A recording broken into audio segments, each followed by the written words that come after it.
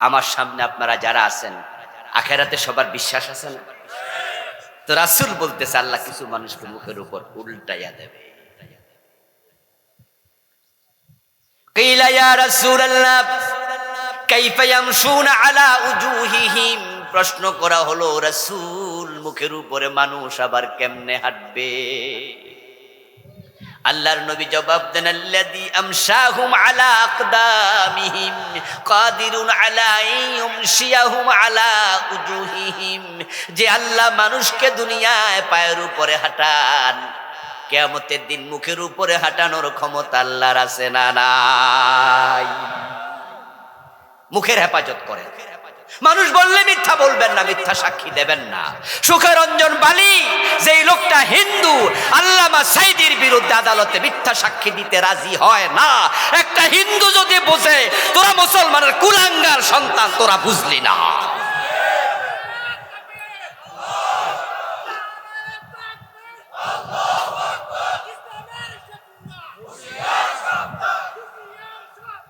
আমার ভাইয়েরা, সুখরঞ্জন বালি হুজুরের শাহাদাতের খবর শুনে উনার লাশ যখন ফিরোজপুর নেওয়া হলো, সে দৌড়ায় আসলো, হুজুরকে দেখে, লাশ দেখে কাঁদতে থাকলো।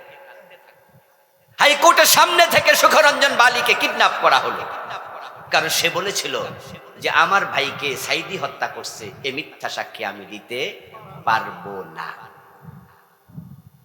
সে ফোমে ওকে নিয়ে বলছে এটা বলতে হবে, সে বলছে বলবো না, বলবো না।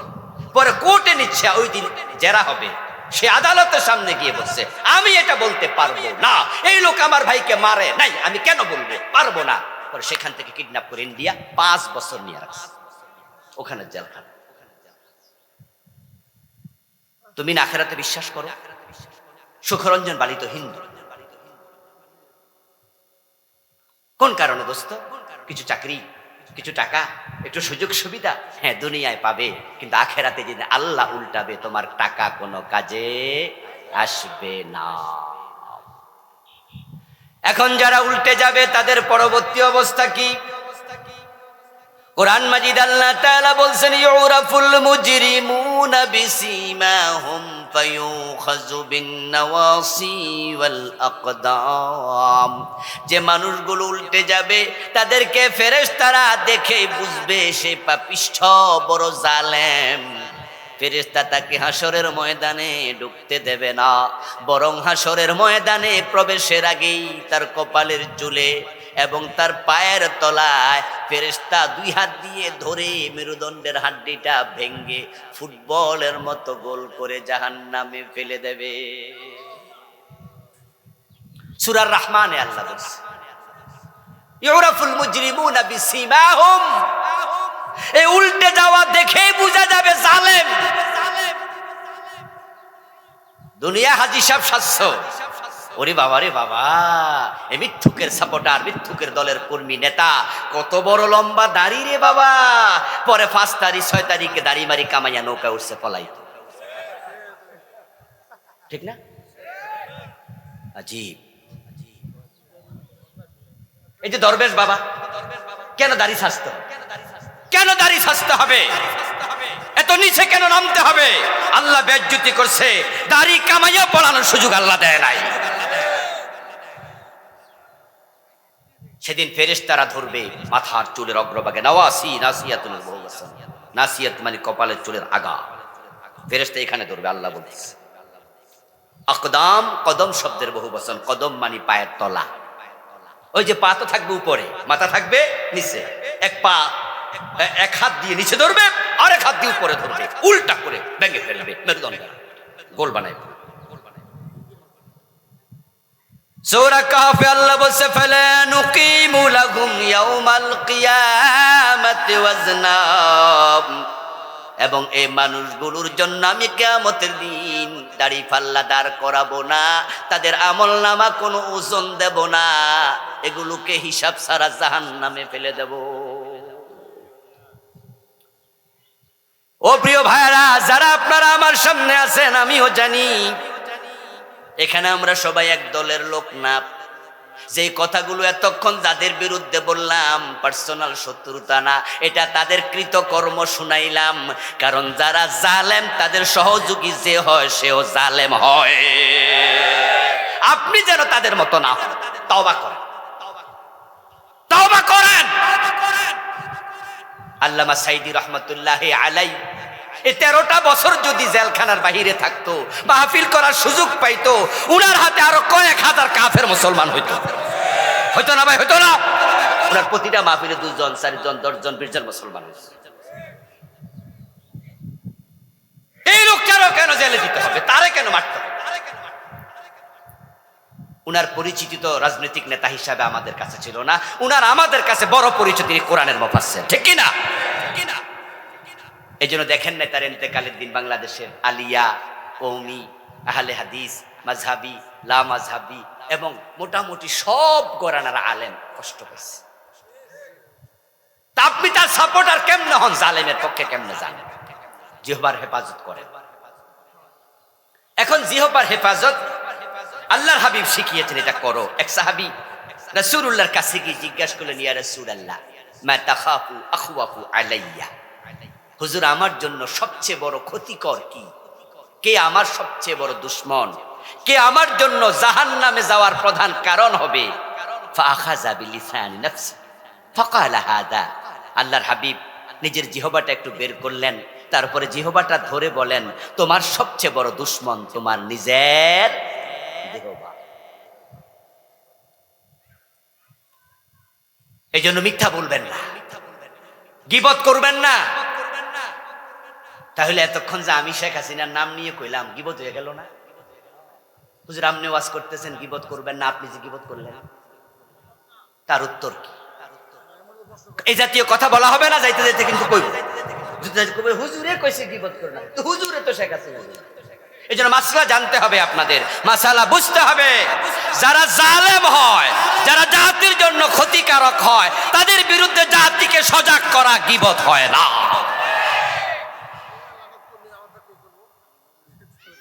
আপনারা বলুন তো, কোরআনে ফেরাউনের কথা আছে না নাই? আচ্ছা, আজ পর্যন্ত ফেরাউনের পক্ষে আমরা কয়জনে কইছি? তো তাইলে গীবত হইতেছে না? মাসালা বুঝতে হবে। যদি উনারা ইসলাম ওয়ালাদের সাথে এই আচরণগুলা না করতো, তাহলে কি আমরা কথাগুলা বলতাম? হেফাজতের হাজার হাজার কর্মী, হাজার হাজার আলেম শাপলা চত্বরে মে মাসের 5 তারিখে গেছিল। তাদের যে দাবিগুলো ছিল, সেখানে কোনো রাজনৈতিক দাবি ছিল? 1 নাম্বার দাবি ছিল সংবিধানে আল্লাহর উপর আস্থা এবং বিশ্বাস পুনঃস্থাপন করো। যেটা সংবিধানে ছিল, শহীদ প্রেসিডেন্ট জিয়াউর রহমান করেছিলেন। এর আগে তো বিসমিল্লাহটাও ছিল না, ঠিক কি না? ছিল নাকি?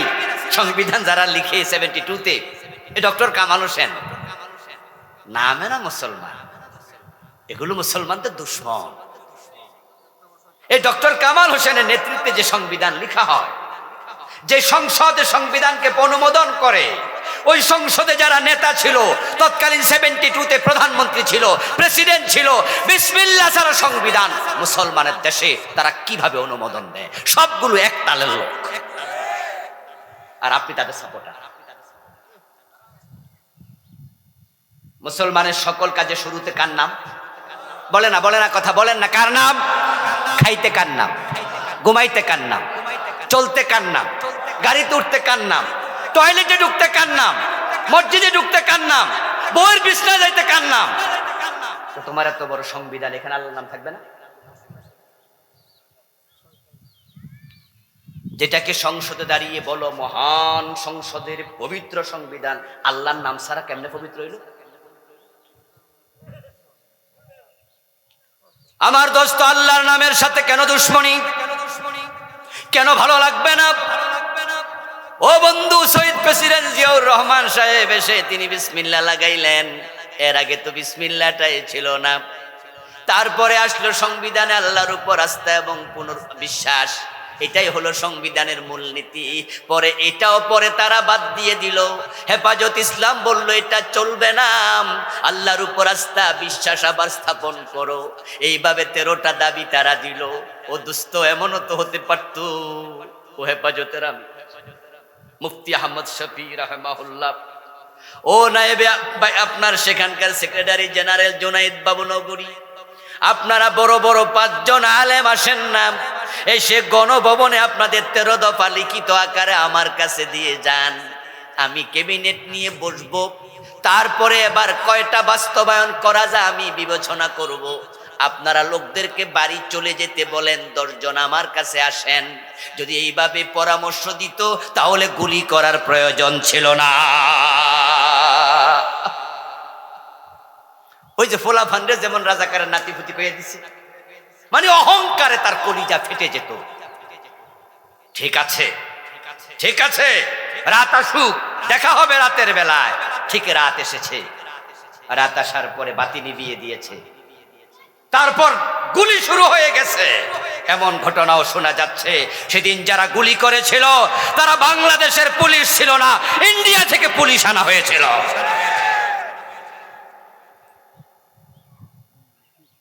গুলি করলেন আলেমদের, ফাঁসি দিলেন আলেমদের, সাইদির মতো লোককে জেলে দিলেন। এখন আপনাদের বিরুদ্ধে এগুলা বললো বুঝি গীবত হবে, তাহলে ফেরাউনের দোষটা কি? ঠিক কিনা, ঠিক কিনা? ওই ফেরাউনও তো নবী মুসারে মারছিল, মারতে গেছিল। বন্ধুরা আমার, গীবত কি? গীবত হলো কারো ব্যক্তিগত দোষচর্চা, যেটা দেশ এবং জাতির জন্য ক্ষতিকারক নয়। বড় সাবধান। قال رسول الله صلى الله عليه وسلم الغيبة أشد من الزنا। যেই জঘন্য গুনাহটা অ্যাভেলেবল হয় সেটা হলো গীবত।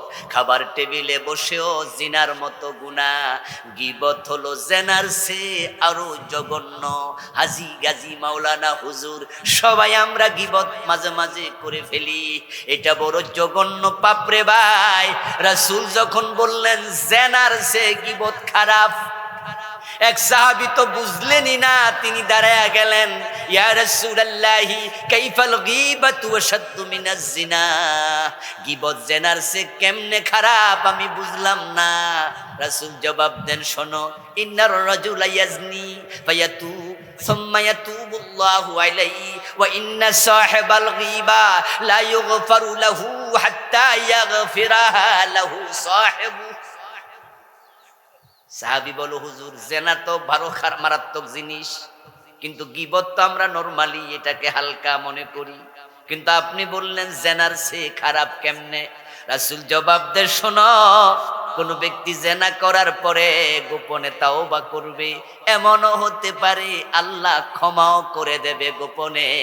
কিন্তু তুমি যদি কারো গীবত করো, গোপনে ক্ষমা চাইয়া লাভ নাই। যার গীবত করেছো সে ক্ষমা না করলে আল্লাহ ক্ষমা করবে না। কি বিপদ না এবার। আমরা কিন্তু মাঝে মাঝে এমন কিছু লোকের পার্সোনাল বিষয় অ্যাটাক করি, গীবত করি, ওই লোকের কাছে ক্ষমা চাবো হেরো তো খুঁজেও পাবো না, অথচ মরে গেছে, অথবা সে এমন ভিভিআইপি, তার কন্ট্রাক্টে যাওয়ার সুযোগ আমাদের নাই। তাহলে আল্লাহর কাছে ক্ষমা চাইয়াও লাভ নাই। এ গুনাহ লইয়াই বললেন, হতে পারে একটা কবিরা গুনাহ আপনার জাহান্নামে হওয়ার জন্য যথেষ্ট। নাহা রাসূলুল্লাহ সাল্লাল্লাহু আলাইহি ওয়াসাল্লাম আনিল গীবা ওয়া ইসতিমাইল গীবা। রাসূলুল্লাহ নিষেধ করছে গীবত করো না, তারপরে এবার বলেন গীবত শুনিও না। রাতের বেলা খাইতে বসছে ইমাম সাহেব হুজুর, মসজিদের ইমাম সাহেব, মাহফিলের বড় বক্তা মুফাসসির। যাওয়ার পর ওনার বউ বলতেছে, শুনছেন নি, মহিলা মানুষরা তারা কিন্তু পারিবারিক অনেক বিষয় স্বামীদের কানে দেয়, শাশুড়ির বিরুদ্ধে ছেলের কানে দেয়, এমন বৌমা আছে না?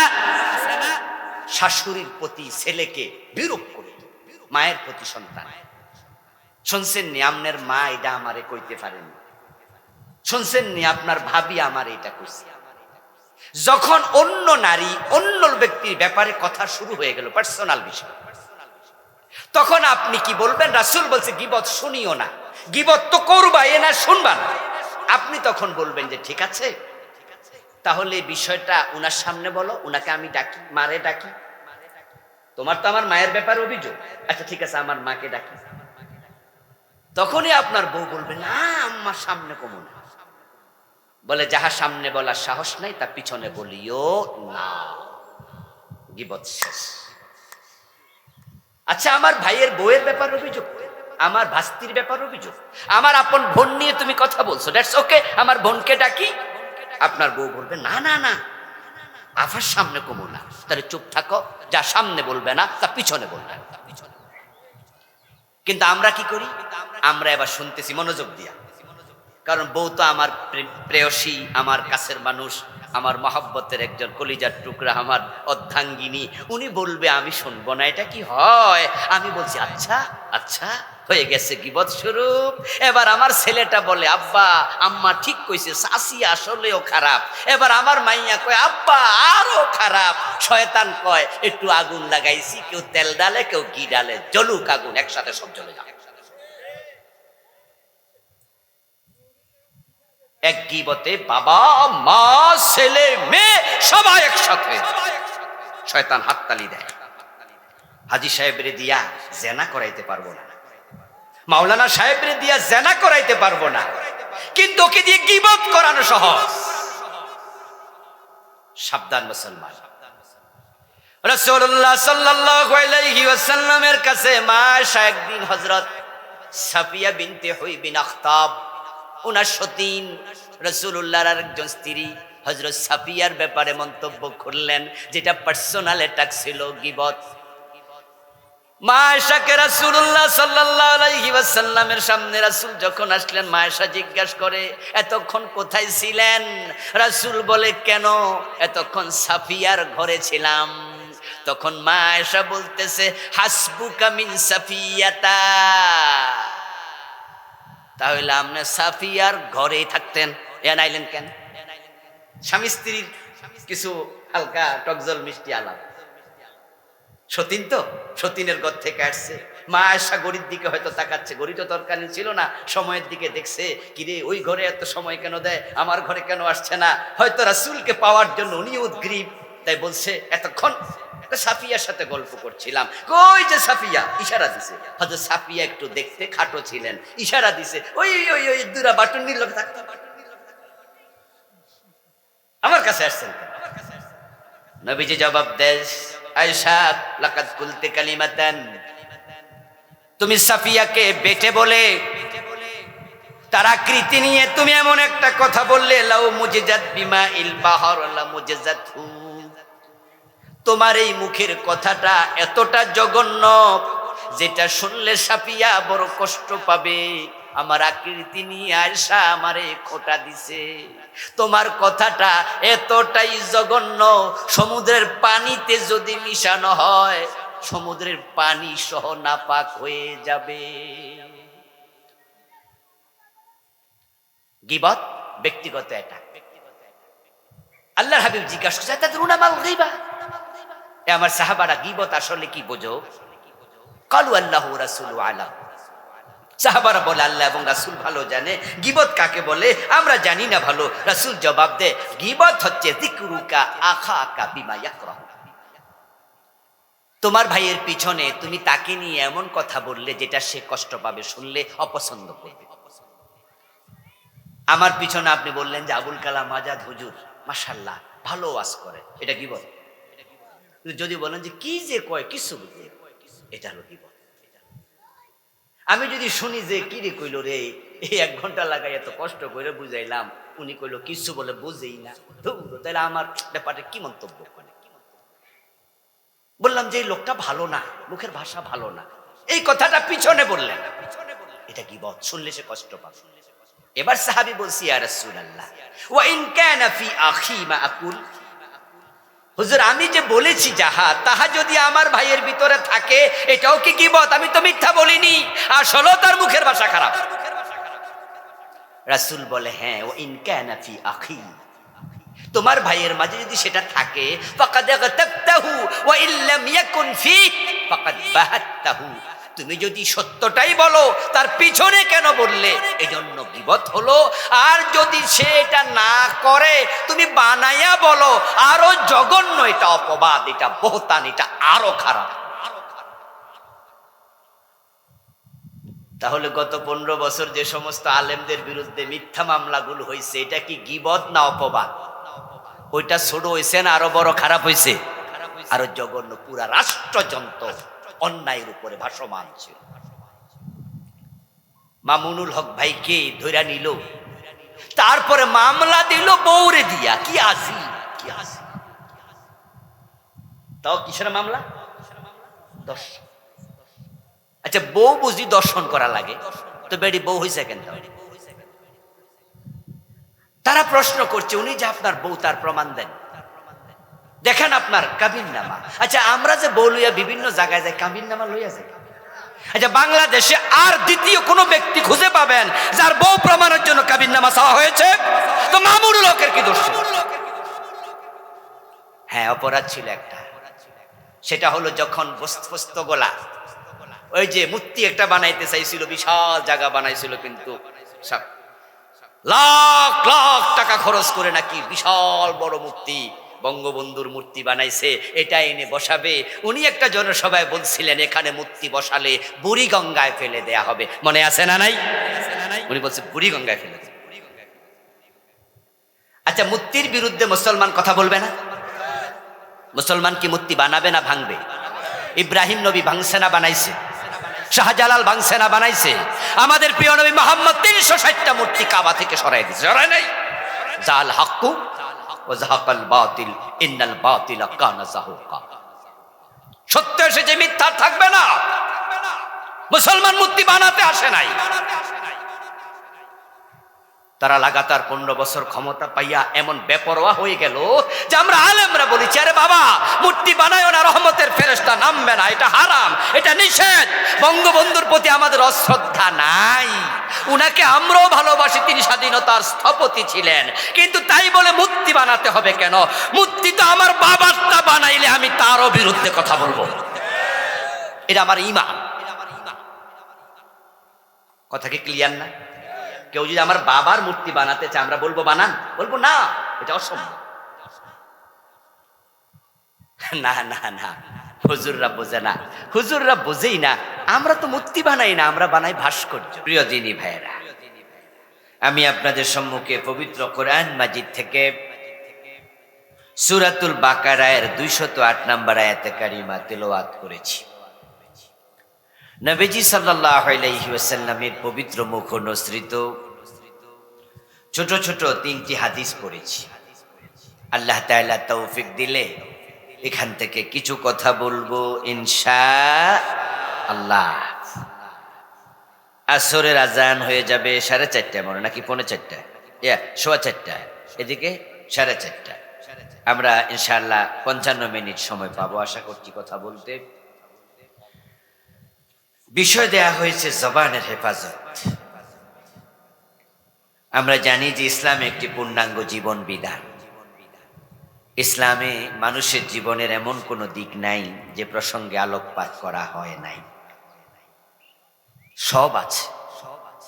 একজন মানুষের জীবনের বটম থেকে টপ, রান্নাঘর থেকে সংসদ ভবন, ব্যক্তি জীবন থেকে আন্তর্জাতিক বলয়, জীবনের সব সমস্যার সমাধান আল্লাহর দিন ইসলামের মাঝে আল্লাহ দিয়েছেন। তাই ইসলাম হলো পূর্ণাঙ্গ জীবন বিধান। মাহফিলে একদিনেই সব আলোচনা করা যায় না, এই জন্য বিষয় দেয়া হয়। আজকের বিষয়টা আল্লাহর ইসলামের, আল্লাহর দ্বীনের একটি গুরুত্বপূর্ণ অংশ। এই জবানের হেফাজত যে করবে সে নাজাত পাবে। সুবহানাল্লাহ পড়েন। জবানের হেফাজত করা সবচেয়ে কঠিন কাজ, কারণ কথা বলতে পয়সা লাগে। বিদ্যুতের সুইচ লাগায় রাখবেন, ফ্যান চলতে থাকবে, মানুষ থাকুক আর না থাকুক পয়সা কিন্তু উঠবে। লাইট জ্বললে পয়সা উঠবে, ফ্যান চললে বাতাস দেবে, পয়সা উঠবে। কথা বললে যদি বিল উঠতো তাহলে আমরা কিন্তু কথা কমাই দিতাম। কোনো বিল দেয়া লাগে? লাগে না। এই জন্য কথা আমরা বলি, অনেকে কি বলি তা মনেও রাখি না। অথচ আল্লাহ তাআলা বলছেন, মা ইয়ালফিজু মিন কওলিন ইল্লা লাদাইহি রাকীবুন আতীদ। মানুষের দুই ঠোঁটের মাঝখান দিয়ে যতগুলো শব্দ বের হয়, একটা শব্দ বাদ যাবে না, সব আমল নামায় রেকর্ড করা হয়, কোনোটা বাদ নাই। তাই মুখে যা আসে বলবেন না, সামনে যা আসে খাবেন না, খাওয়ার আগে ভাববেন হালাল না হারাম, বলার আগে ভাববেন বলার অনুমতি আল্লাহ দিলেন কি দিলেন না, বলা জায়েজ না নিষেধ। যদি আপনি এটা না ভাবেন, মুখে যা আসে বলেন, সামনে যা পান তাই খান, তাহলে আপনি হয়তো পাগল, না হয় আপনি ছাগল। শব্দ শক্ত হয়ে গেল, কিন্তু আমার দোষ নাই। বাংলায় প্রবাদ আছে, পাগলে কিনা বলে কি, পরেরটা আপনারা কইবেন না, পরেরটা কি, ছাগলে কিনা খায়, এটা বাংলায় প্রবাদ। পাগলের মুখে যা আসে তাই বলে, আর ছাগল সামনে যা আছে তাতে মুখ দেয়। কিছু মানুষ আছে মনে যা আছে তাই, সত্য বলে মিথ্যাও বলে, যেটা বলা উচিত সেটাও বলে, যেটা বলা উচিত নয় সেটাও বলে। কিছু কথা আছে বউয়ের কাছে বলা যায়, মায়ের কাছে বলা যায় না। কিছু কথা আছে মায়ের কাছে বলা যায়, এটা বউয়ের কাছে বলা যায় না। মায়েরটা বউয়ের কাছে কইলে বউ কবে তুমি পাগল হইছো কবে, আবার বউয়েরটা মায়ের কাছে কইলে মা কয়ে পাগল ফোলা বাইর আমার সামনে। কার সাথে কি বলা লাগে বোঝস না? তাইলে মুখে যা আসে তাই বলবে, আপনাকে মানুষ পাগলই বলবে। আমার বন্ধু, কিছু মানুষ আছে খাওয়ার সময় হুঁশ নাই, হালাল খায়, হারাম খায়, ঘুষ খায়, সুদ খায়, যেমনে যা পায় তাই খায়, ভাবে না হালাল না হারাম খাচ্ছি।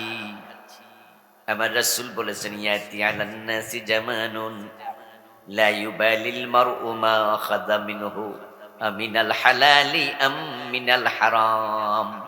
কিয়ামতের আগে একটা জামানা আসবে, মানুষ যা পাবে তাই পকেটে নেবে, তাতে মুখ দেবে হালাল না হারাম এটা ভুলেই যাবে, তারতম্য করবে না। লাহুম কুলুবুন লা ইয়াফকাহুনা বিহা ওয়া লাহুম আ'য়ুনুন লা ইউবসিরুনা বিহা ওয়া লাহুম আযানুন লা ইয়াসমাউনা বিহা। তাদের বিবেক দিয়েছি, বিবেক খাটাবে না। চোখ দিয়েছি, ফরক করে দেখবে না। কান দিয়েছি, কান দিয়ে ভালো মন্দ বিচার করে শুনবে না। উলাইকা কালানআম, তারা আর মানুষের পর্যায়ে থাকবে না, তারা হয়ে যাবে গরু ছাগল। কে বলেছেন? আল্লাহ বলেছেন। বালহুম আদাল, বরং তারা আরো নিচে নেমে যাবে। যেই মানুষগুলো হিসাব ছাড়া খাবে, হিসাব ছাড়া বলবে, মুখের হেফাজত করবে না, তাদের হাসর সহজ না কঠিন। তাই রাসূলুল্লাহ সাল্লাল্লাহু আলাইহি সাল্লাম বলেছেন, মান সামাতা নাজাব, যে ব্যক্তি চুপ থাকতে শিখবে, কম বলবে, সেই মুক্তি পাবে। যে নিজের জিহ্বার হেফাজত করবে সেই নাজাত পাবে। এক সাহাবী রাসূল সাল্লাল্লাহু আলাইহি সাল্লামের কাছে গেলেন, গিয়ে প্রশ্ন করছেন, ইয়া রাসূলুল্লাহ মান নাজাত, হুজুর নাজাত কিভাবে মিলে, মুক্তি কিভাবে মিলে, জাহান্নাম থেকে কিভাবে পরিত্রাণ পাবো? জাহান্নাম থেকে বাঁচার চিন্তা আমাদের আছে না? এই প্রশ্নটা ওই সাহাবীর একা না, এটা আমাদেরও প্রশ্ন, যে জাহান্নাম থেকে কেমনে বাঁচা যায়। ইয়া রাসূলুল্লাহ মান নাজাত, নাজাত কিভাবে মিলবে? আল্লাহর হাবিব সাল্লাল্লাহু আলাইহি ওয়াসাল্লাম ওই সাহাবীকে দুটি পরামর্শ দিলেন। আমলিক আলাইকা লিসানাক ওয়াবকি আলা খাতিয়াতিক। ও মিয়া, তুমি নাজাত চাও, পরিত্রাণ চাও, যদি জাহান্নাম থেকে মুক্তি পেতে চাও, প্রথম পরামর্শ হলো তুমি তোমার জিহ্বার হেফাজত করো, নিজের জিহ্বা নিজে কন্ট্রোল করতে শিখো। এ জিহ্বার মালিক হও। আমলিক আলাইকা লিসানাকা, তুমি জিহ্বাকে নিয়ন্ত্রণ করতে শিখো। সামনে যা পাবে খাবে না, পেটে ক্ষুধা থাকুক হারাম খাওয়া যাবে না। শুটকি মাছ খাবে, সবজি তরকারি খাবে, হারাম গোস্ত পোলাও খাওয়া যাবে না, ঠিক না? খাবার নাই তো রোজা রাখতে শিখো, উপাস থাকতে শিখো, হারাম খেও না। মুখে যা আসে বলো না, কম বলো, কম বলো, বেশি বেশি শোনো। আল্লাহ বলার জন্য জিহ্বা দিছে একটা, মুখ দিছে একটা, শোনার জন্য কান দিছে কয়টা?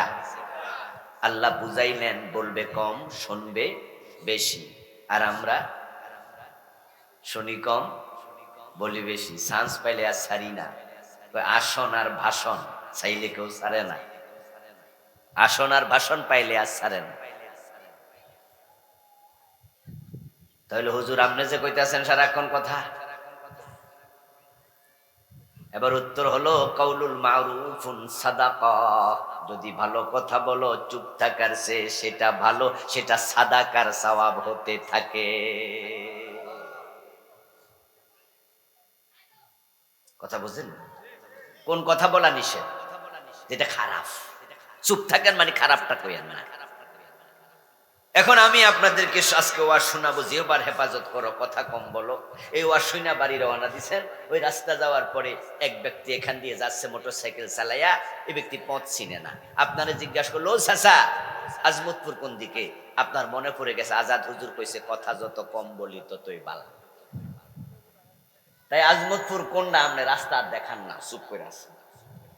ওই বেড়াকে কি চাচা আপনি বোবানি, তাও হুজুর কইছে কথা কম, এটা বুঝলে হইব?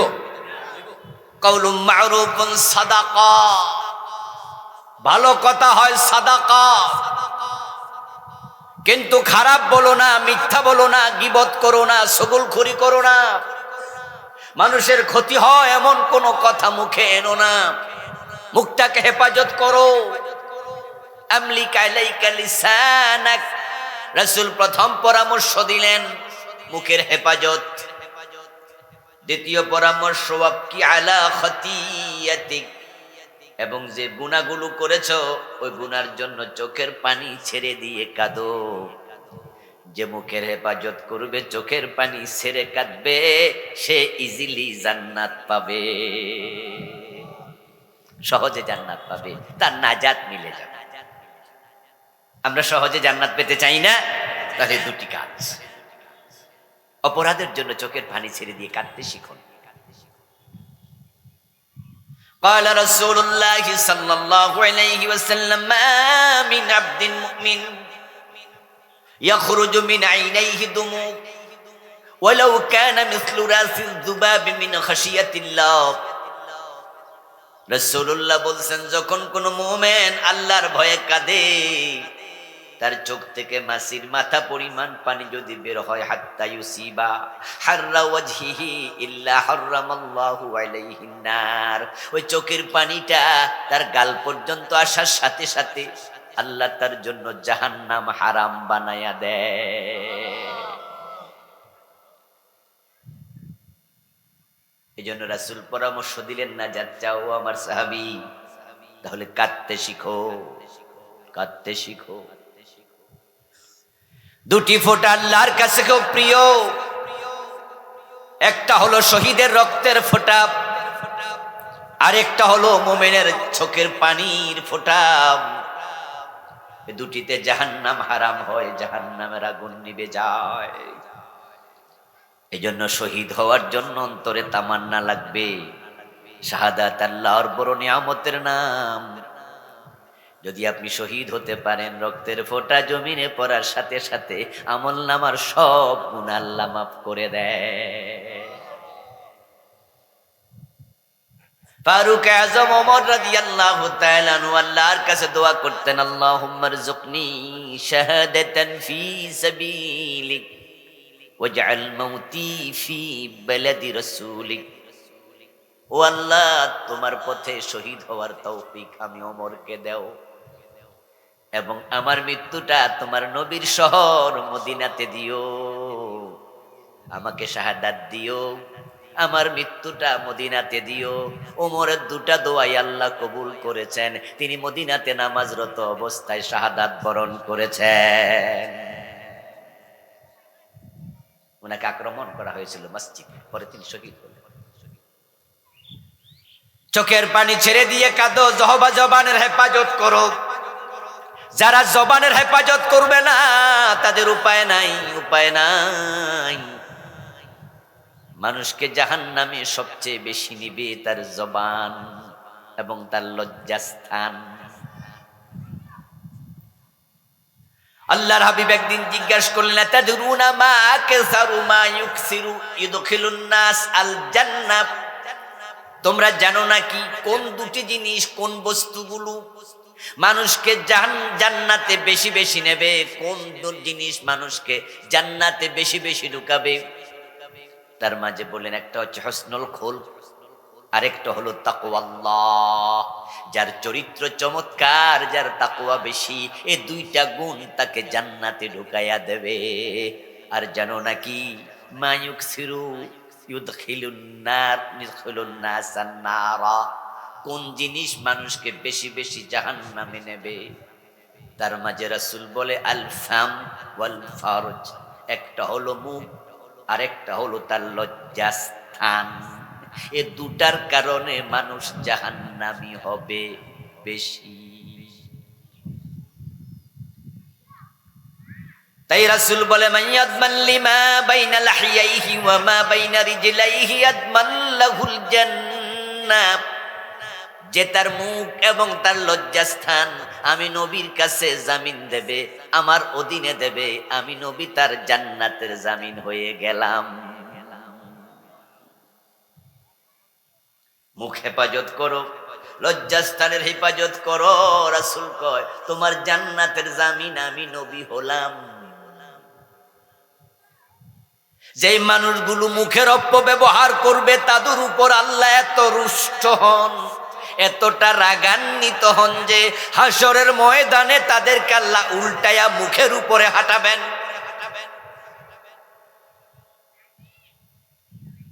নবীজি সাল্লাল্লাহু আলাইহি ওয়াসাল্লাম বলেছেন, ইহশারুন নাস ইয়াউমাল কিয়ামাতি সালাসাতা আসনাফ, হাসরের দিন মানুষগুলো কবর থেকে তিন দলে বিভক্ত হয়ে উঠবে।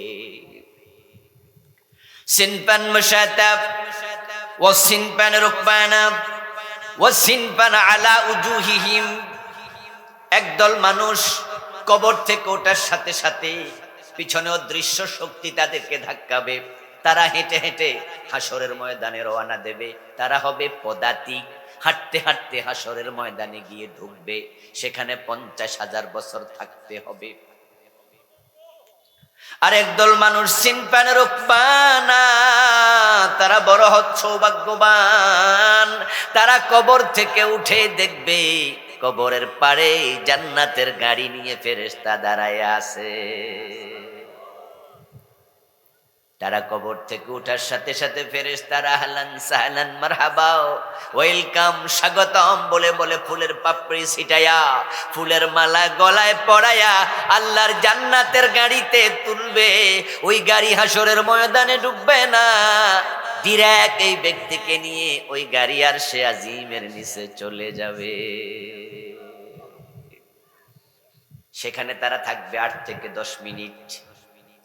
কাসসালাতিল মাকতুবা আল্লাতী তুসাল্লা ফিদ দুনিয়া কামিকদারিস সালাতিল মাকতুবা।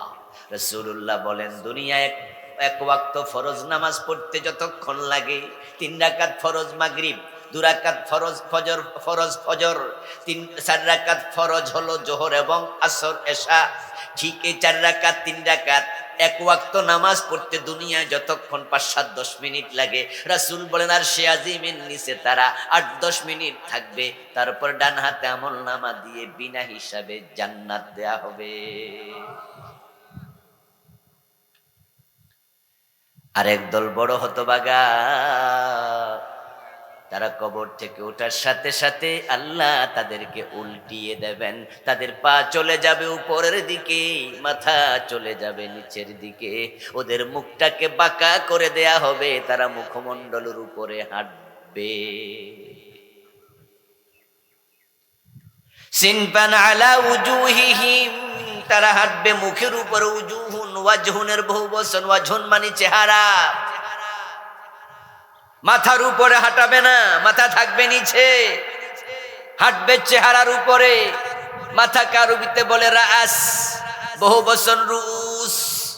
ওয়াজহুন চেহারা, বহু বচন উজুহ। মাথার উপরে হাঁটাবে না, মুখের উপরে। কেন? কারণ যত অপরাধ দুনিয়ায় করছে, সবচেয়ে বেশি অপরাধ করছে মুখ দিয়ে। বলুন তো, হারাম খাইছে কি দিয়া? কথা বলুন। মিথ্যা বলছে কি দিয়া? গীবত করছে কি দিয়া? ছগলখড়ি করছে কি দিয়া? আল্লামা সাঈদীর মতো লোকের বিরুদ্ধে আদালতে দাঁড়ায়া মিথ্যা সাক্ষী দিছে মুখ দিয়া। তোদেরকে আল্লাহ সেদিন উল্টায়া ছাড়বেন, বাঁচতে সেদিন পারবি না। আল্লাহর কত নিরপরাধ বান্দাদের বিরুদ্ধে মিথ্যা সাক্ষী আদালতে দাঁড়াইয়া মুখ খরচ করে দিচ্ছে এ মুখের শব্দ দিয়া। গত 15 বছরে কি পরিমাণ মিথ্যাচার যে বাংলাদেশে হয়েছে। আমাদের জাতির দুর্ভাগ্য, এমন একটা মহিলাকে আমরা প্রধানমন্ত্রী পাইছি, যে মহিলা বক্তৃতা 30 মিনিট দিলে 25 মিনিট গীবত করতো, মিথ্যা বলতো। ঠিক না? শেখ হাসিনার মতো নিকৃষ্ট মহিলা আমার মনে জমিনে জানোয়ারটা সারাদিন বক্তৃতা দিলে শুধু ময়লা বের হতো, শুধু ময়লা ময়লা ময়লা। ডাস্টবিনের চেয়ে বেশি ময়লা তার পেটের ভিতরে ছিল। এত মিথ্যুক মনে পৃথিবীর কোন প্রধানমন্ত্রী। বক্তৃতা দিলে সারাক্ষণ গীবত শেখায়াত, শুধুমাত্র বিএনপি জামাতের বিরুদ্ধে কইতে কইতে কইতে কইতে এমন প্রভাব জাতির উপরে পড়ছিল, তার দলের নেতা কর্মীরাও যে বেটা স্বাধীনতায় জন্ম নেয় নাই হেরো রাজাকার বলে গালি দিত। আমার কত রাজাকার বলে গালি দিচ্ছে। আপনাদের এই কালীগঞ্জ আমিও তো 5-7 বছর মাহফিল করতে পারি, বন্ধ ছিল না? এই কাপাসিয়া করতে পারি না 12 বছর। কত জায়গায় রাজাকার করছে, অথচ আমার জন্ম 75। এটা মিথ্যা কথা না? এই মিথ্যা কেন আসলো? ওই যে একজনের শুধু সারাক্ষণ রাজাকার রাজাকার রাজাকার রাজাকার, এমন মিথ্যা বলা শুরু করছে, এই রাজাকার শব্দ দিয়ে আল্লাহ তারা ধ্বংস করে দিচ্ছে। যে শব্দ দিয়ে সে নির্দোষ মানুষের জেলে দিছে, ফাঁসি দিছে। আল্লামা সাঈদী রহমাতুল্লাহ আলাইহি, উনার বড় ছেলের জানাজার নামাজে যখন বুলবুল সাঈদী ভাই মারা গেল, ওই জানাজার নামাজে আল্লামা সাঈদীর একবারে সামনে ছিলাম, 1-2 হাত সামনে ছিল। আপনারাও কেউ কেউ হয়তো সে জানাজার নামাজে গিয়েছেন। আল্লামা সাঈদী সেদিনের বক্তৃতায় বলেছিলেন, আল্লাহর ইজ্জতের কসম, 71 সালের কোন ময়লা কাদার ছিটাফোঁটা সাঈদীর গায়ে লাগে নাই, লাগে নাই, লাগে নাই। আল্লাহর কসম করে ছেলের লাশ সামনে রেখে উনি বলেছেন। তো যেই লোকটা বলছে ওই কাদা 71-এর যে যত কথা তোমরা বলো, একটা কাদার ছিটা আমার গায়ে লাগে না, তাহলে যারা উনাকে আদালতে মিথ্যা সাক্ষী দিছে ওদের মুখের হিসাব কি আল্লাহ নেবে না? উনাকে রাজাকার সাঈদী দেলু রাজাকার বানাইছে। এই যে মিথ্যা বলতে বলতে বলতে বলতে শব্দ দিয়া ফাঁসি দিলা, এই শব্দ দিয়া জেল দিলা, আল্লাহ এই শব্দ দিয়া তোমাদের ধ্বংস ডেকে এনেছে। পোলাপান মিছিল করছিল না, চেয়েছিলাম সংস্কার, হয়ে গেলাম রাজাকার। আমি কে তুমি কে বলে নাই? পোলাপান বলছে এই বেটা রাজাকারের নাতি পুতিরে চাকরি দিব না। এই যে 5ই আগস্টের বিপ্লবটা হলো, আসলে এবারের বিপ্লব করেছেন আরশের মালিক। এই পরিকল্পনা পুরাপুরি কোথায় হয়েছে? এটা দুনিয়ায় হয় নাই। কারণ যে আন্দোলন, এটা আওয়ামী লীগের কাছে কোনো আন্দোলন না। পোলাপান মানুষ উঠছিল ঘামাসি, এটা চুলকাইলে যে ক্যান্সার হইয়া রুগী মইরা যাবে এটা রুগী জানি না। পোলাপান কইছে কোঠা সংস্কার, উনি বলতো যে ওকে সংস্কার করবনি, ঠিক আছে। কর্মণি ওকে ফলাফান ইউনিভার্সিটি ঢোকো, কলেজে যা পড়ো, সংস্কার কি দরকার আমি দেখতেছি, ঝামেলা শেষ না? কিন্তু কইয়ে দিছে রাজাকারের ভূত লাগছে। পরেও যদি 3 দিন পরে কইতো এ ফোলাপান তোরা আমার নাতি তুললো, আমার তোরা তো কম বয়সী ফোলাপান, আমি তাই তোমাদের মা তোমাদের দাদি, আমার তো বয়স হয়েছে, না হয় রাগের সরে কয়ে লাইছি রাজাকার, যাও সরি তোমরা রাজাকার না, তোমরা আমার নাতি, আসো গণভবনে 1 কাপ চা খাও, ঝামেলা কিন্তু সেরা যাইতো। তাও সারে নাই, তলে তলে কয় গুলি কর, ফোলাপান কয় গুলি খাবো, রাস্তা ছাড়বো না। পরবর্তীতে আল্লাহ এমন বেজ্জতি করলো এই শব্দ ব্যবহার করাইয়া, শেষ পর্যন্ত রান্না করা খাবার খেয়ে পালাতে পারে নাই। রান্নলো একজন, খাইলেও আর একজন, এক কাপড়ে পালিয়েছে, দ্বিতীয় কাপড় নিয়ে পালানোর সুযোগ পায় নাই। 805 বছর পর একজন রাষ্ট্রপ্রধান পালাইছে। 805 বছর আগে এ বাংলাদেশের আরেকজন নেতা রাষ্ট্রপ্রধান ছিলেন লক্ষণ সেন, সে নাকি রাজদরবারের পিছন দিয়া পালাইছিল, এবার আরেকজন হেলিকপ্টারে করে পালাইছে। আল্লাহর গজব তার মিথ্যাচারের কারণে। আল্লামা সাইদি রাহিমাহুল্লাহর মতো লোকটাকে 13টা বছর জেলখানায় রেখে দিলেন এবং মিথ্যা সাক্ষী দেওয়ার জন্য কিছু লোকের মিথ্যা শিখাইতো। এজন্য ওখানে ঢাকায় ওরা ক্যাম্প বানাইছে, এটার নাম দিছিল সেফ হোম। ওই সেফ হোম নামক মিথ্যা ষড়যন্ত্রের আখড়ায় ওই সাক্ষীদেরকে নিয়ে আসতো, এনে তাদেরকে ট্রেনিং দিত যে হাইকোর্টে সুপ্রিম কোর্টে বিচারকের সামনে দাঁড়াইয়া কেমনে মিছা কথাটা কওয়া লাগবো। জিজ্ঞাসা করা হতো যে আপনি কি সেদিন ছিলেন যেখানে আল্লামা সাইদি ওই পাড়ের হাটে আগুন লাগাইছিল? ও সাক্ষী বলবে হ্যাঁ আমি ছিলাম। কোন জায়গায় ছিলেন? অমুক জায়গায় ছিলাম। কারে মারছে? অমুকরে মারছে। কত তারিখে মারছে? 71 নভেম্বর মাসের 16 তারিখে মারছে। ওরে বাবা, 71-এর 16ই নভেম্বর মারছে, স্মরণ শক্তি আপনার তো অনেক ভালো। বলুন তো আজকে বাংলা কোন মাস? জানি না। আজকে কয় তারিখ ইংরেজি মাসের? ইংরেজি মাসের কয় তারিখ খেয়াল তো নাই। আসছেন কোত্থেকে? উত্তরবঙ্গ থেকে। কোন গাড়িতে চড়ে এসেছেন? গাড়িটার নাম কি? কয় জানি না। যাই নামবেন কোন জায়গায়? কয় সেটাও জানি না। ঢাকার যে আপনি ছিলেন কোন বাড়িতে ছিলেন? বাড়ি নাম্বার জানি না।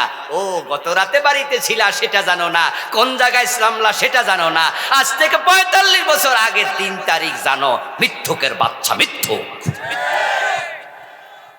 ওই মিথ্যা সেফ হোমে শিখাইছে। এটা হাদিসে আসছে যে এমনটা হবে।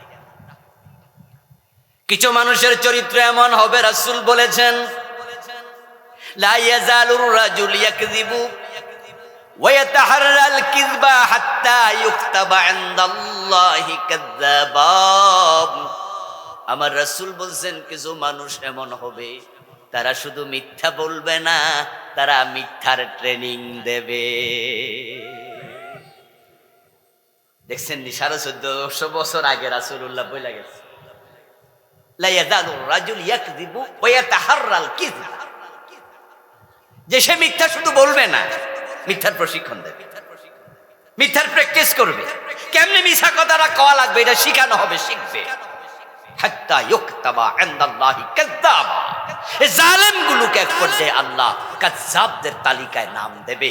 এই লোকগুলোকে হাসরের ময়দানে আল্লাহ মুখের উপর উল্টে সেদিন বাঁচাবে কি?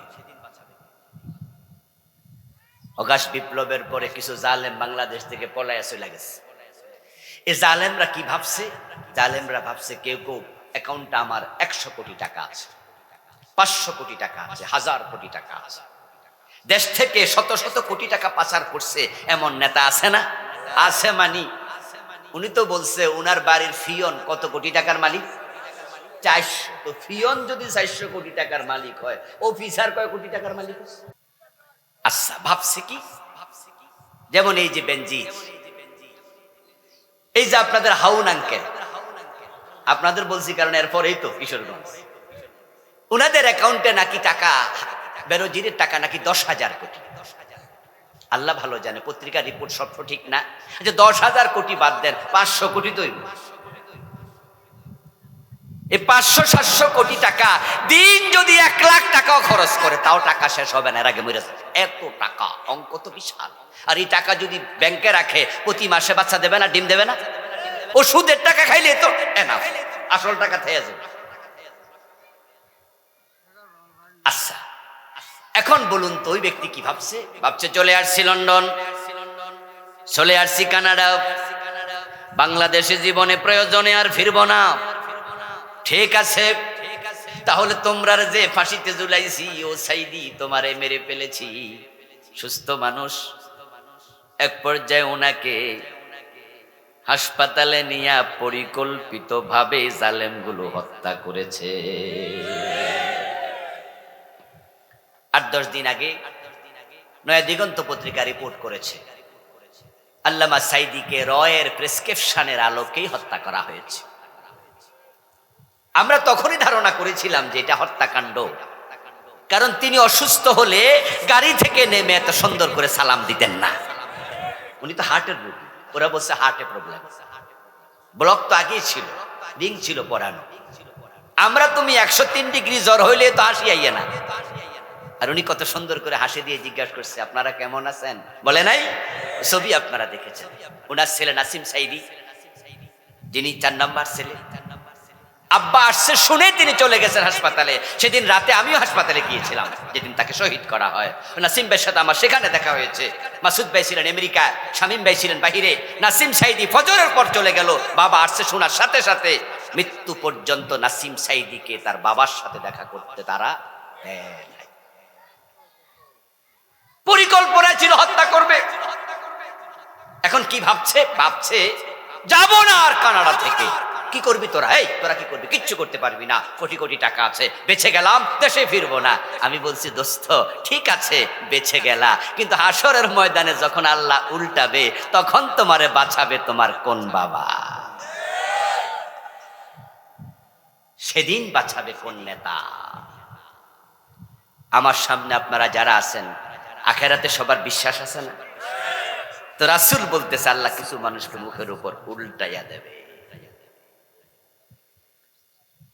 কিলা ইয়া রাসূলুল্লাহ কাইফা ইয়ামশুনা আলা উজুহিহিম, প্রশ্ন করা হলো রাসূল মুখের উপরে মানুষ আবার কেমনে হাঁটবে? আল্লাহর নবী জবাব দেন আল্লাযী আমশাহুম আলা আকদামিহিম কাদিরুন আলা ইয়ুমশিয়াহুম আলা উজুহিহিম, যে আল্লাহ মানুষকে দুনিয়ায় পায়ের উপরে হাঁটান, কিয়ামতের দিন মুখের উপরে হাঁটানোর ক্ষমতা আল্লাহর আছে না নাই? মুখের হেফাজত করেন। মানুষ বললে মিথ্যা বলবেন না, মিথ্যা সাক্ষী দেবেন না। সুখরঞ্জন বালি যেই লোকটা হিন্দু, আল্লামা সাইদির বিরুদ্ধে আদালতে মিথ্যা সাক্ষী দিতে রাজি হয় না। একটা হিন্দু যদি বোঝে তোরা মুসলমানের কুলাঙ্গার সন্তান, তোরা বুঝলি না।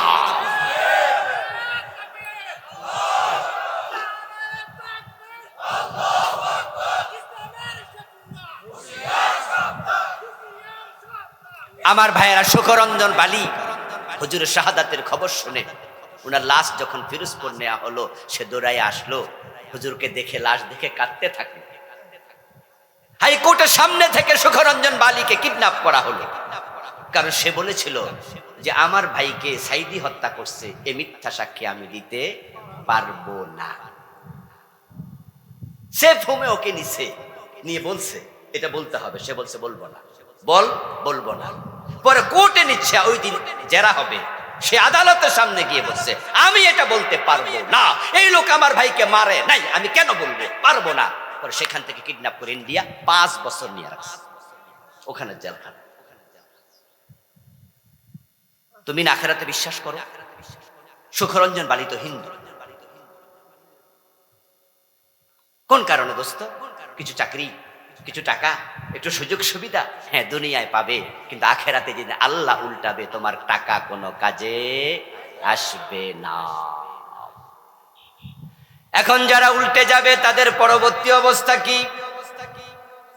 কোরআন মাজিদ আল্লাহ তাআলা বলছেন ইউরাফুল মুজরিমুনা বিসীমাহুম ফায়ুখাযু বিন-নওয়াসি ওয়াল আকদাম।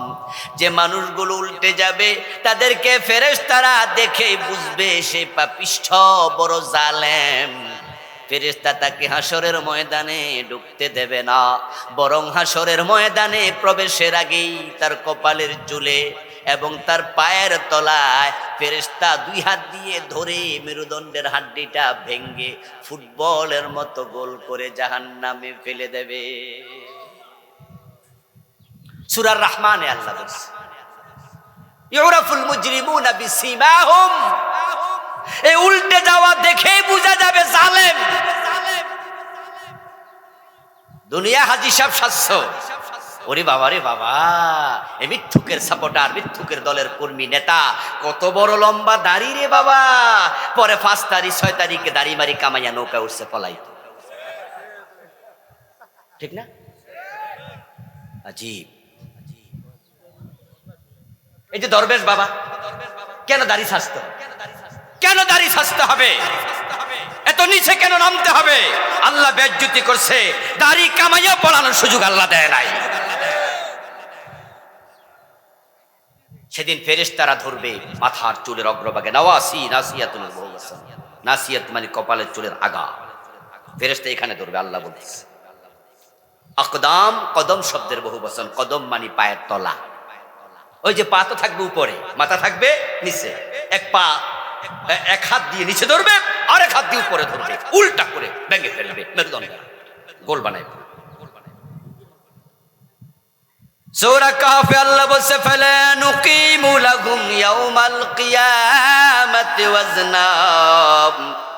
এবং এই মানুষগুলোর জন্য আমি কিয়ামতের দিন দাড়ি পাল্লা দাঁড় করাবো না, তাদের আমলনামা কোনো ওজন দেব না, এগুলোকে হিসাব ছাড়া জাহান্নামে ফেলে দেব।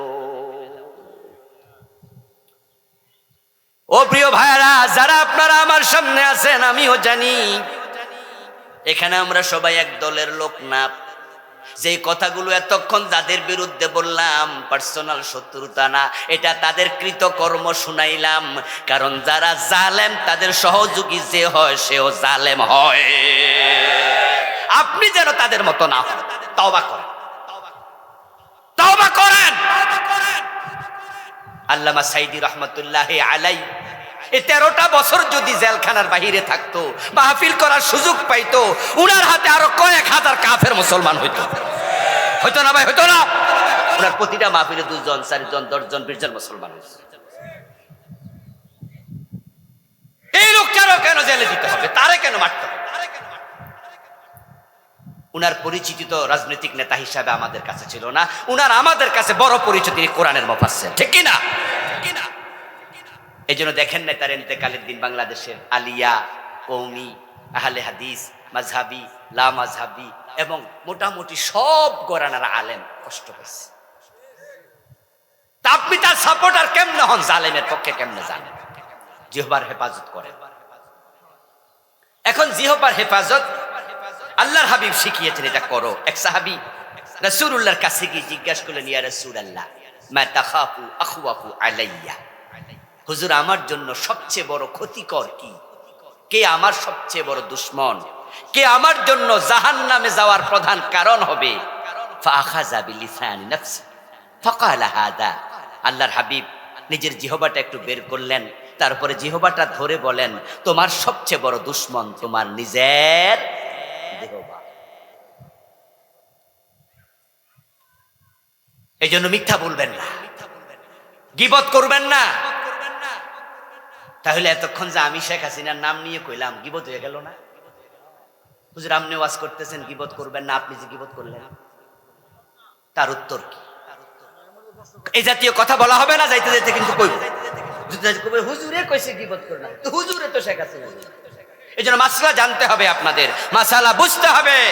যারা জালেম হয়, যারা জাতির জন্য ক্ষতিকারক হয়, তাদের বিরুদ্ধে জাতিকে সজাগ করা গীবত হয় না।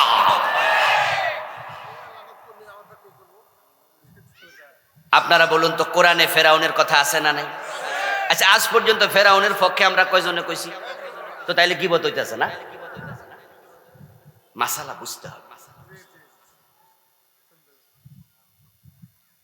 যদি উনারা ইসলাম ওয়ালাদের সাথে এই আচরণগুলা না করতো তাহলে কি আমরা কথাগুলা বলতাম? হেফাজতের হাজার হাজার কর্মী, হাজার হাজার আলেম শাপলা চত্বরে মে মাসের 5 তারিখে গেছিল। তাদের যে দাবিগুলো ছিল সেখানে কোনো রাজনৈতিক দাবি ছিল?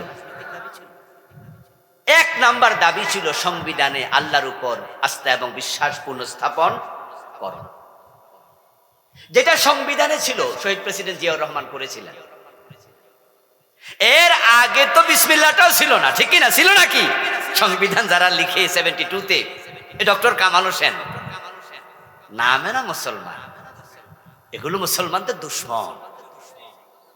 এই ডক্টর কামাল হোসেনের নেতৃত্বে যে সংবিধান লেখা হয়, যে সংসদে সংবিধানকে অনুমোদন করে, ওই সংসদে যারা নেতা ছিল, তৎকালীন 72-তে প্রধানমন্ত্রী ছিল, প্রেসিডেন্ট ছিল, বিসমিল্লাহ ছাড়া সংবিধান মুসলমানের দেশে তারা কিভাবে অনুমোদন দেয়? সবগুলো এক তালের লোক, আর আপনি তাদের সাপোর্টার।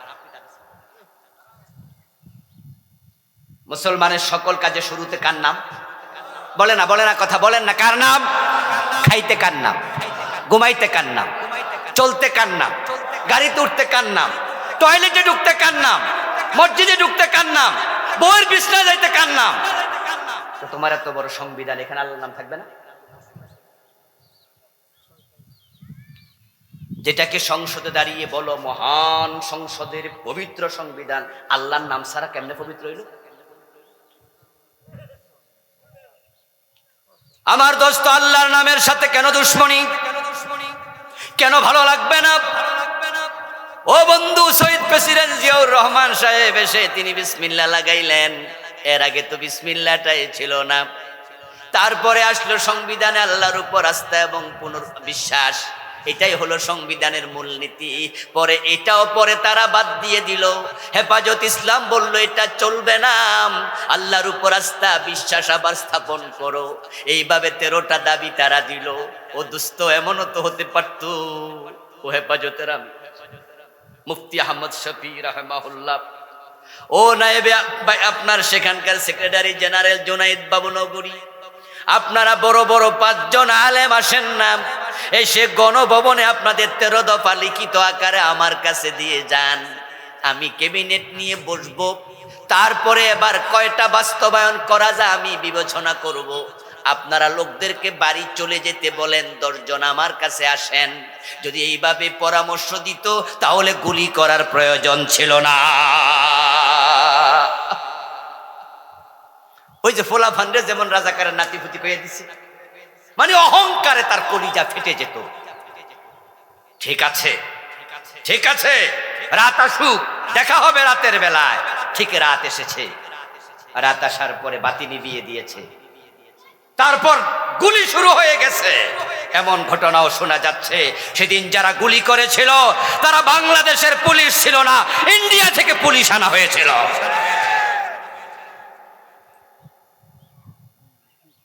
গুলি করলেন আলেমদের, ফাঁসি দিলেন আলেমদের, সাইদির মতো লোককে জেলে দিলেন। এখন আপনাদের বিরুদ্ধে এগুলা বললো বুঝি গীবত হবে, তাহলে ফেরাউনের দোষটা কি?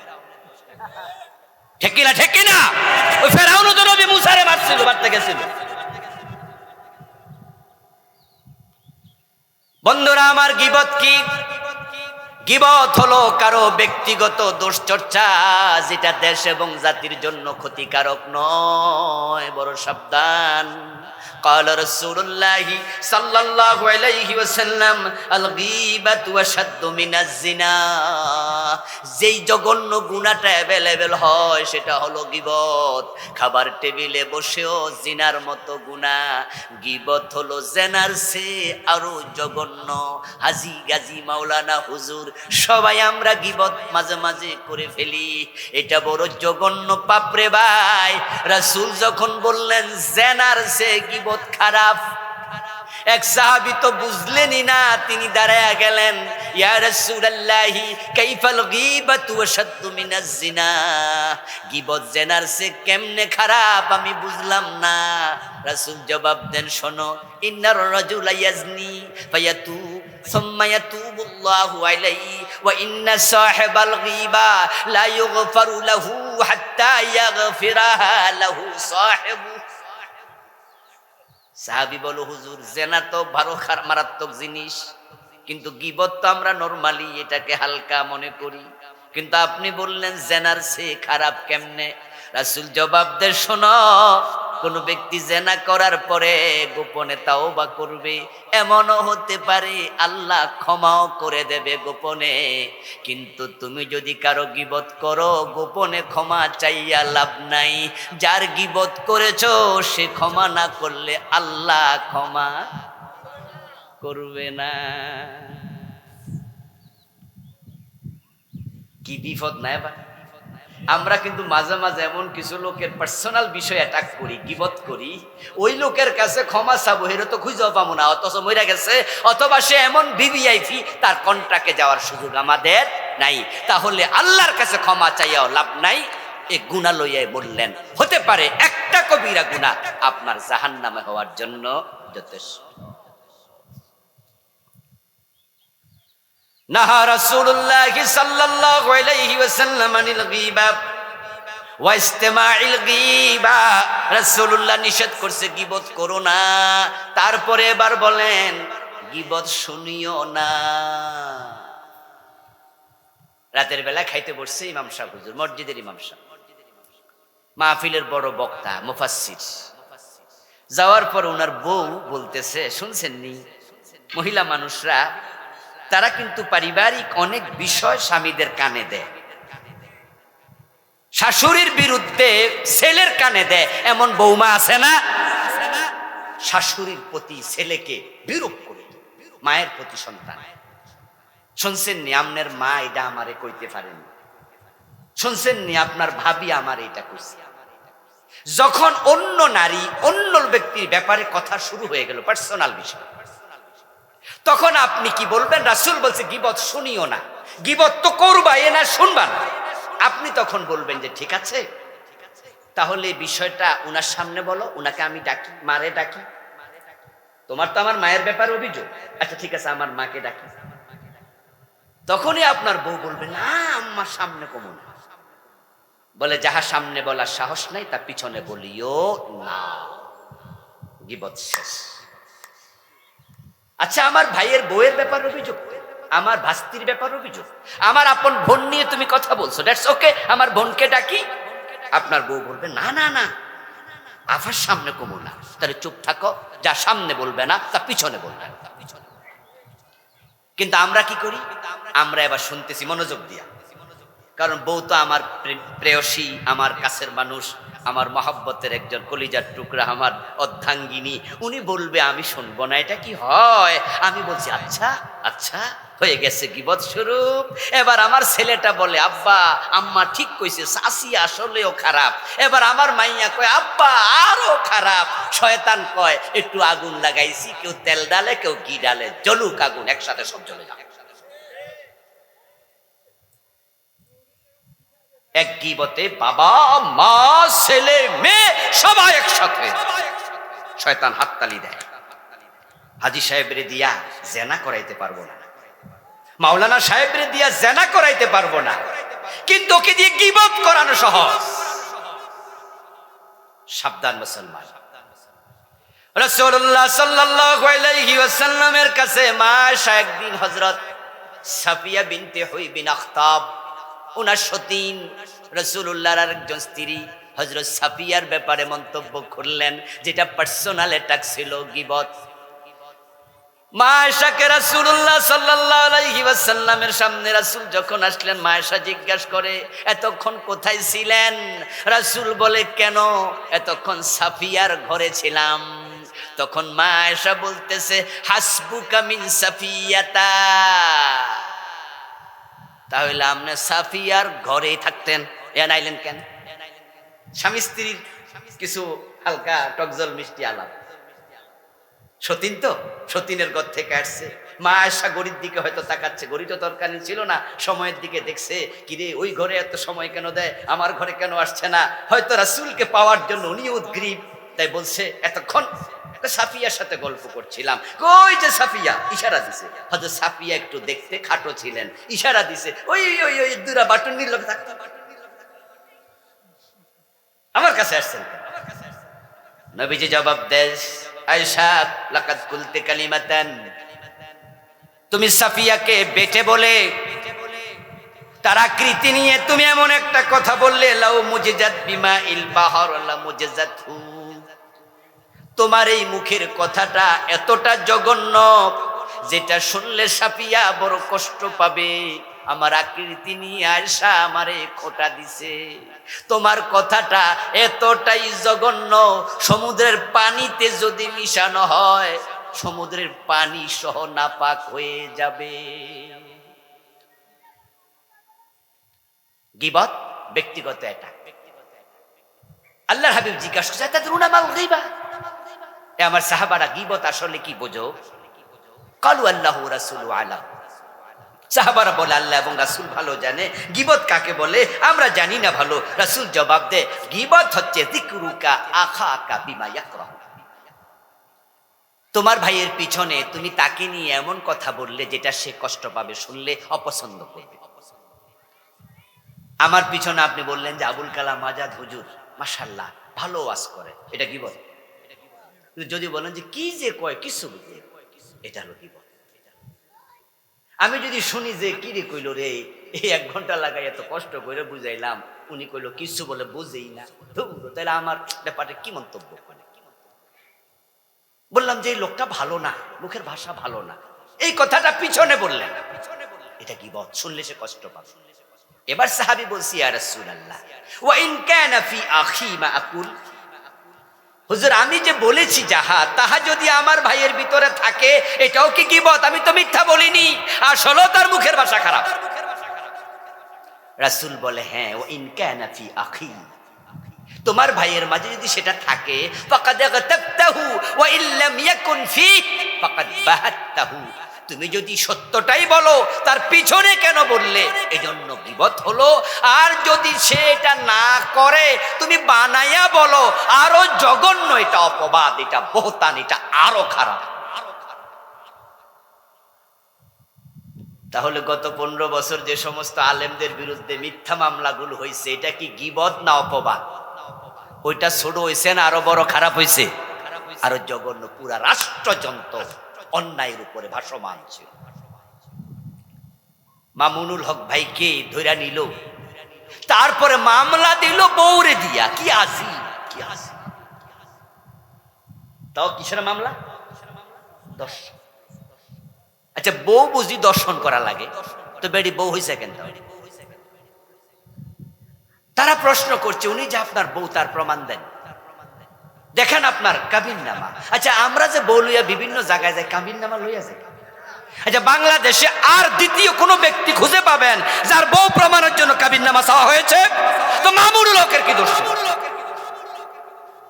হ্যাঁ, অপরাধ ছিল একটা, সেটা হলো যখন বস্ত গোলা, ওই যে মূর্তি একটা বানাইতে চাইছিল, বিশাল জায়গা বানাইছিল, কিন্তু লাখ লাখ টাকা খরচ করে নাকি বিশাল বড় মূর্তি, বঙ্গবন্ধুর মূর্তি বানাইছে, এটা এনে বসাবে। উনি একটা জনসভায় বলছিলেন, এখানে মূর্তি বসালে বুড়িগঙ্গায় ফেলে দেয়া হবে, মনে আছে না নাই? উনি বলছে বুড়িগঙ্গায় ফেলে দেবে। আচ্ছা, মূর্তির বিরুদ্ধে মুসলমান কথা বলবে না? মুসলমান কি মূর্তি বানাবে না ভাঙবে? ইব্রাহিম নবী ভাঙছে না বানাইছে? শাহজালাল ভাঙছে না বানাইছে? আমাদের প্রিয় নবী মুহাম্মদ 360টা মূর্তি কাবা থেকে সরাই দিয়েছে, সরাই নাই? জাল হাক্কু ওয়া যাহাকাল বাতিল ইন্নাল বাতিলা কানা যাহুকা, সত্য এসেছে, মিথ্যা থাকবে না।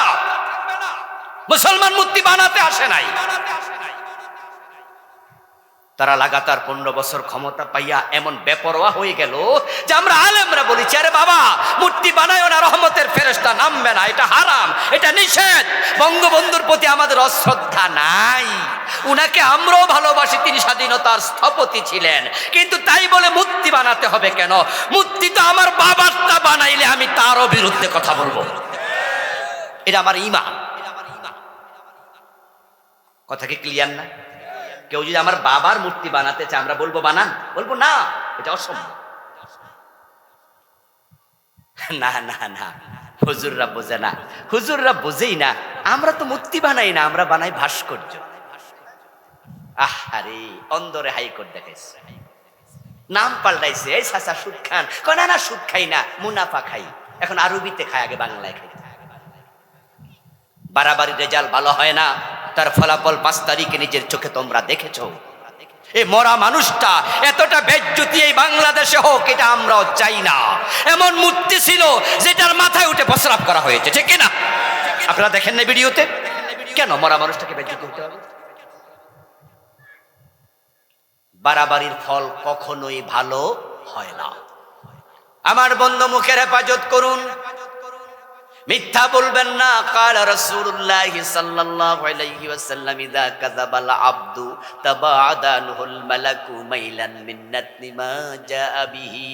প্রিয় নবীজি বলেন, যখন আল্লাহর কোন বান্দা মিথ্যা কথা বলে, তার মুখ থেকে এমন দুর্গন্ধ বের হয়, ওই দুর্গন্ধের কারণে তার সাথে যে রহমতের ফেরেশতা ছিল 1 মাইল দূরে চলে যায়।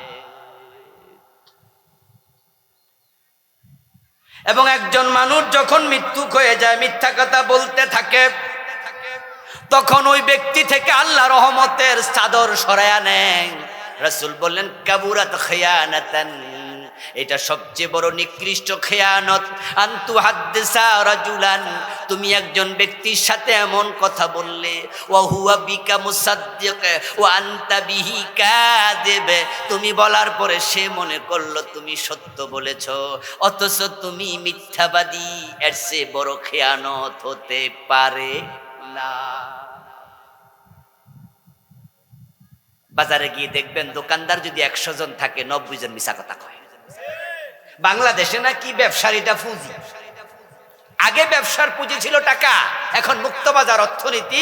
এমন কিছু কোম্পানি আছে যারা মাল বিক্রি করে, মাল বানাইয়া গাড়িতে করে আনে, এনে বলে, এসার আইসা বলে মাল লাগবে, মাল লাগবে, আপনি বেচেন, বেচা টাকা দিয়ে। এগুলো কি আপনারা শুনছেন? এসার কোম্পানি আইসা টাকা দিয়ে একবার মাল দিয়া যায়, পরে দিন আগামী সপ্তাহ টাকা দিয়ে। এই জন্য মুক্তবাজার অর্থনীতিতে, প্রতিযোগিতার মার্কেটে এখন পুঁজি হলো মিছা ছাপাবাজি। যার ছাপার জোর যত বেশি, সে তত বড় ব্যবসায়ী। হ্যাঁ, বাহ, কি বুদ্ধি কয় কি জানেননি হুজুর? আরে আপনি আইছেন, আপনার থেকে ব্যবসা করুন। এই ভাই, পাঞ্জাবি কত কত? হুজুর 850 টাকা দেন। আমি বললাম, বলেন কি, এইটুকু পাঞ্জাবি 850? বলো হুজুর কি যে খন, কিনে এত আছে 600, তো 200-250 টাকা ব্যবসা দিবেন। আচ্ছা যান, বাদ দেন, বাদ দেন, 600 দেন। আমি তো মনে মনে এত খুশি, যাক হুজুর হইছি, কি জিতছি। পুরা ব্যবসাতে কাইটটা দিল 250 বাদ, 600 টাকা দিলাম। গনে গনে যাওয়ার সময় বলো, হুজুর ব্যবসা করি নাই, কিন্তু দোয়া করতে হবে। আমি তো খুশি মনে দোয়া ভইরা দিলাম। যখন দোকান থেকে বের হইছি, তখন তার দোকানে ছোট্ট কর্মচারী বলতেছে, চাচা এটা তো 300 টাকা দিয়ে কিনছেন, 600 কইলেন। তখন বলে, এই বেটা ব্যবসা শিখ, তোর বাবা আমার দোকানে দিয়া গেছে ব্যবসা শিখাইতে, ব্যবসা শিখ। হুজুর রে 600 না কইলে তো দিত না, এজন্য এমন কোপ মারছি, আর নিচে নামার কোনো সুযোগই নাই। আপনার ব্যবসা যা করেছেন সবটা হারাম, সবটা হারাম, এবং বলেছেন মিথ্যা। আপনি জঘন্য লোক, আমি আলেম মানুষ, আপনাকে বিশ্বাস করেছি। আপনি মুস্কি হাসি দিয়ে কি বললেন ভাতিজারে, ওই ছোট্ট বাচ্চারে বললেন, শোন হুজুররা একটু বেকুবি হয়, হুজুরা সোজা মানুষ তো, এজন্য 600 কইছি, 600 বিশ্বাস করছে। আমারে ভাবলেন আমি বেকুব? না রে দোস্ত, আমরা আসলে সরল হই। হাদিসে আহলুল জান্নাতে বুলহুন, জান্নাতীরা সরল প্রকৃতির হয়। আমি বিশ্বাস করেছিলাম তুমি 600 দিয়ে কিনেছো, তোমার কথাটা সত্য, তুমি আমার বিশ্বাসের মর্যাদা দিতে পারো নাই। আমি পাগল না, আমি সরল না, আমি বেকুব না, আমি সত্যবাদীকে বিশ্বাস করেছি, আর তুমি ছিলে একজন বিশ্বাসঘাতক। বিশ্বাসের মূল্য তোমার কাছে নেই। এবার বলুন তো, সমাজে বিশ্বাসের মূল্য দেয় না এমন মানুষ কি কম না বেশি? বিশ্বাসঘাতকে ভরে গেছে। দুধে তো পানি দেই, বরং আরো দোকানে লেখা রাখে খাঁটি গরুর দুধ পাওয়া যায়। বেটা মিথ্যা যখন করেছিস, ধোকাবাজি করেছিস, লেখা দরকার। ধমক দিয়া কয়, তুই কি বোঝস? মিছা লেখি নাই। আমি তো লিখি নাই যে গরুর খাঁটি দুধ, আমি লিখছি খাঁটি গরুর দুধ। গরু তো খাঁটি, দুধ এনার সমস্যা। আহা আহা, ছেলেকে বুঝাচ্ছ তুমি খুব চালাক, তুমি খুব চালাক। চালাকি আল্লাহর সাথে চলবে না। সবকিছু লেখার জন্য গদ্দানে ক্যামেরা আছে না নাই? ফেরেশতা আছে না নাই? রেকর্ডার আছে, একটা বাদ যাবে না, সব লিখা। কিছুক্ষণ পরে নামাজের আজান হয়ে যাবে, লম্বা কথা আর বলবো না। করবেন না ছগলখড়ি, একজনের কথা আর একজনের কাছে গিয়ে লাগাবেন না। আজকে মা বোনদেরকে বলবো, আমার পাশের প্যান্ডেলে মা বোনরা আছে, শুধুমাত্র কান কথার কারণে অনেক পরিবারে ভাঙ্গন তৈরি হয়। ভাই ভাই ভাঙ্গন, আহারে ভাই বড় ধন, রক্তের বাঁধন পড়ে আছে যদিও পৃথক হয় নারীর কারণ। জানি না কে কবিতা লিখেছে, কথা কিন্তু অসত্য নয়। আপন ভাইয়ে ভাইয়ে দ্বন্দ্ব হয়ে যায় শুধুমাত্র একটা নতুন মেয়ে ঘরে এসেছে, ওই ভাবির কারণে, বউয়ের কারণে মায়ের বুক থেকে সন্তান কেড়ে নিয়ে যাও। ও মা, ও বোন, তোমাকে বলছি শোনো, তুমি নববধূ, তোমার স্বামীকে তুমি আলাদা একবারে নিয়ে থাকতে চাও ভিন্ন ঘরে, মায়ের বুক থেকে কেড়ে নিও না তার মায়ের কলিজার টুকরা সন্তানকে। যদি তাই করো, অপেক্ষা করো, তোমার সন্তানকেও আরেকজনের মেয়ে তোমার বুক থেকে কেড়ে নেবে। কামা তাদিনু তুদান, আরবি প্রবাদ, যেমন কর্ম তেমন ফল। লাগাবে তুমি আম গাছ, এই গাছে জাম ধরবে ভাবো কেমনে? যাহা করিবে তাহাই পাবে। ভাই থেকে বোন কেড়ে নিও না, ভাইয়ে ভাইয়ে দ্বন্দ্ব লাগিয়ে দিও না, স্বামী স্ত্রীতে গন্ডগোল লাগাইও না। পুরুষদের মাঝে অনেকে স্বভাব আছে, গন্ডগোল লাগাইয়া মুস্কি মুস্কি হাসে, কজা লাগাই দিছি। এই কাজটা কি মানুষের না শয়তানের? শয়তানের। আসুন না আমরা নিজের জবান হেফাজত করি, বুঝে শুনে কথা বলি, কাজকে পরিচ্ছন্ন করি। আল্লাহ তাআলা সে তৌফিক আমাদের দান করুন, বলি আমিন। হাযা মা ইনদি ওয়াল ইলমু ইনদাল্লাহ আলাইহি তাওয়াক্কালতু ওয়া ইলাইহি উনি।